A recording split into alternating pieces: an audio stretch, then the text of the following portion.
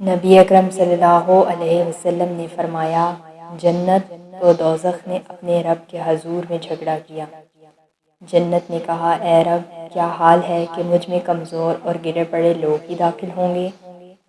دوزخ نے کہا کہ مجھ میں تو داخلے کے لیے متکبروں کو خاص کر دیا گیا ہے۔ اس پر اللہ تعالیٰ نے جنت سے کہا کہ تو میری رحمت ہے، اور جہنم سے کہا کہ تو میرا عذاب ہے۔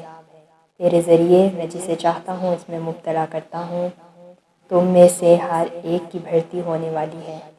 کہا کہ جہاں تک جنت کا تعلق ہے تو اللہ اپنی مخلوق میں کسی پر ظلم نہیں کرے گا، اور دوزخ کی اس طرح سے کہ اللہ اپنی مخلوق میں سے جس کو چاہے گا دوزخ کے لیے پیدا کرے گا، وہ اس میں ڈالی جائیں گے۔ اس کے بعد بھی دوزخ کہے گی، اور کچھ مخلوق ہے، میں ابھی خالی ہوں۔ 3 بار ایسا ہی ہوگا۔ آخر پروردگار اپنا پاؤں اس میں رکھ دے گا۔